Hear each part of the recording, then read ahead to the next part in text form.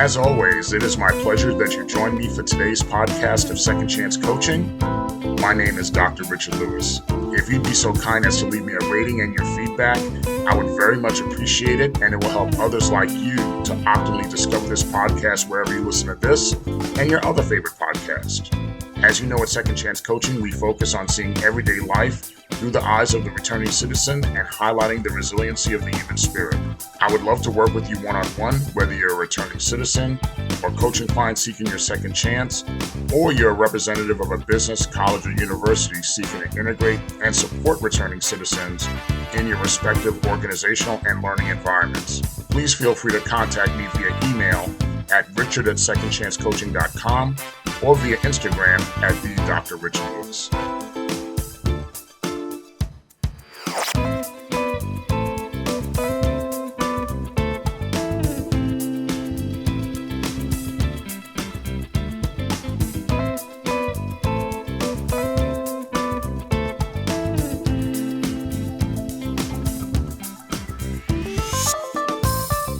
Welcome again to another edition of Second Chance Coaching. As always, it is my pleasure to join you on another week of your reentry journey from whichever corner of the world you're listening from. We always remain humbled and excited that you've decided to spend part of your week with us. I want to take the time to send a shout out and send some love to our listeners for continuing to support our podcast.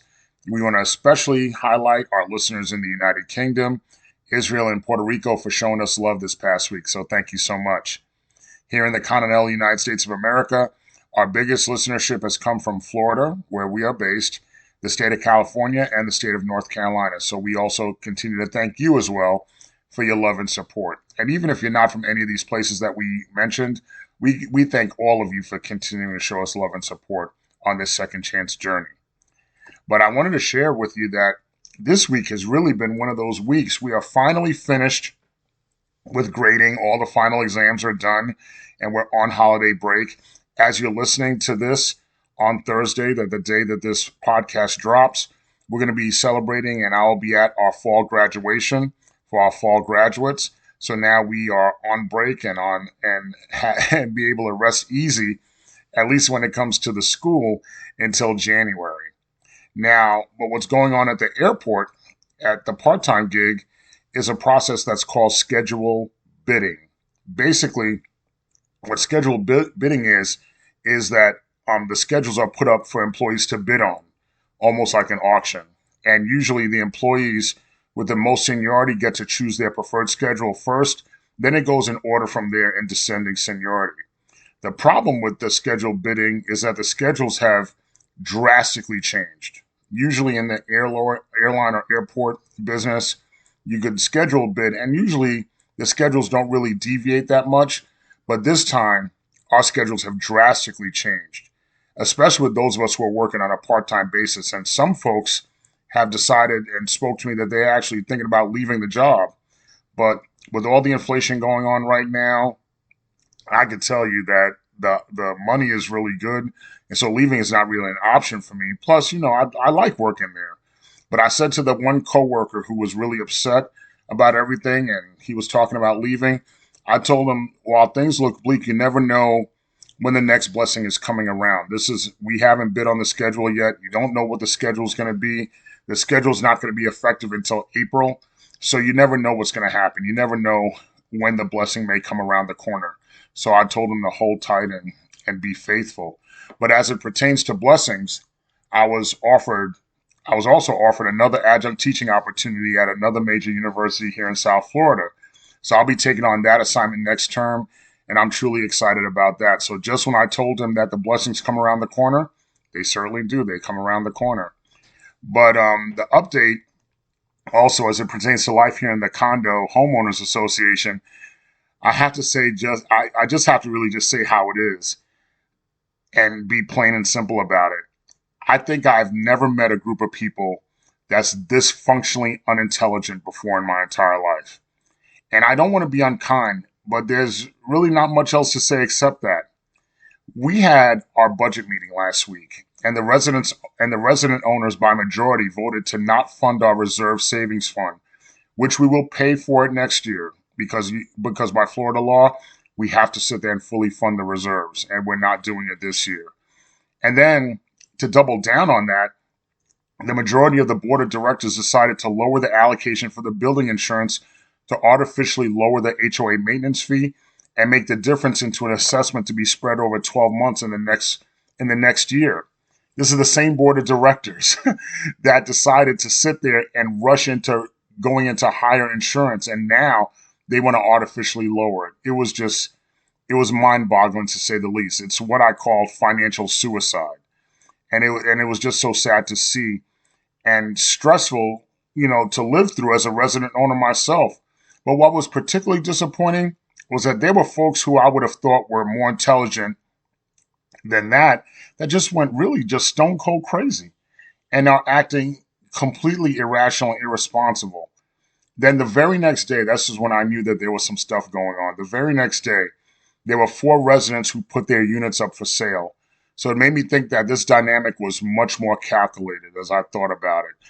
But in addition, I think the insurance crisis coupled with inflation pressures in the United States have made what I thought were otherwise rational people just really lose their good sense, lose their minds. However, I remember what my mother always told us, that you will know who people are when you see them in their most uncomfortable state, because their true selves come out. With this situation, it's given me a lot to think about and to see how I'll get through this and protect my investment. But I'm confident that'll happen, and I want to certainly thank so many of my friends who decided to support me and help me speak through this initial shocking dynamic and help me talk me off the ledge. The good thing is, through that process, I got a lot of great advice, and I know I'll work my way through all of this stuff with the condo. But the craziness in and of itself could be a podcast or a number of podcast episodes on their own. But let's talk about better things. A couple of weeks ago, I received a phone call from my late cousin Moses Jr.'s wife in Seattle. And she told me his daughter, their daughter, my little cousin Mania, well, I say little cousin, but she's not really little anymore. She's a grown-up young lady in high school. And Talana told me that Monia's was making her search weekend retreat, and then asked me if I could write her a palanca for her retreat weekend.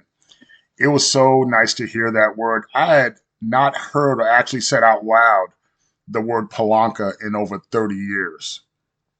In the Roman Catholic faith, when you do a weekend retreat, or in 1988 when I did a Christian Awakening retreat, you receive during the course of the weekend what is called a palanca, or a number of palancas from folks who have also completed the weekend retreats like you would be doing in that current moment. But palanca in its literal meaning is a Spanish word which means lever. And for the purposes of retreats, the palanca is a spiritual lever used to move people lovingly and gently towards God. The palanca comes in the form of a letter to someone with the intent of giving support and guidance in the form of prayers, sacrifices, and really heart-to-heart communication that you're making to them and that you'll make to God on their behalf. Some of these sacrifices or acts that serve as palancas could be like acts of personal devotion, reading scriptures, praying novenas, going to mass, and acts of personal sacrifice, really just to name a few. But now, the acts of personal sacrifice are not like, big crazy things, but they could be things like giving up TV for the weekend, not drinking soda for the weekend, no cigarettes, etc. Stuff like that. Something like that you'd give up in honor of the person making the retreat. Now, in 2023, we did not have to write a letter to Mania, a physical letter, but the palanca came in the form of sending my cousin Mania an email. I said, okay, well, I see the technology is advanced that way. But prior to composing the palanca for her, I looked in my storage and I still had my old beat up notebook from my Christian Awakening retreat in 1988, as well as all the palancas that were written to me. I still have them, and it was so good to look at them and to think about those memories that came along with them. So I reread all of the palancas, and I took the time to meditate on them and think of what I wanted to share with Mania in my palanca to her.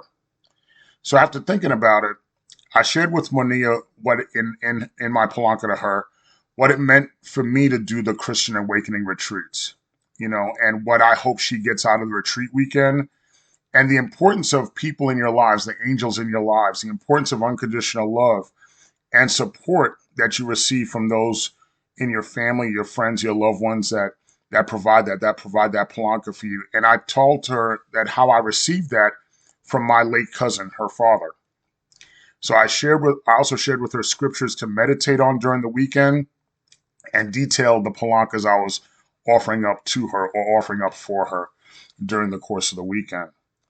Now, whether you're religious or not, or whether you're in the Catholic faith or not, whether you're walking through your reentry journey or just walking through life, we provide Palancas every day for folks. And Palancas are offered to and for us, whether we see them or not. I'm not only grateful for the Palancas I've received over the years, I'm humbled for the Palancas I'm able to give. Now, one doesn't have to be religious to provide Palancas to someone, even if you're not looking at it from a religious point of view. You could be talking about being emotionally supportive to someone, whether that emotional support is coming from a dramatic work schedule change like we talked about earlier, or crazy events at your condominium, or really just walking through a spiritual or consequential journey or season in life.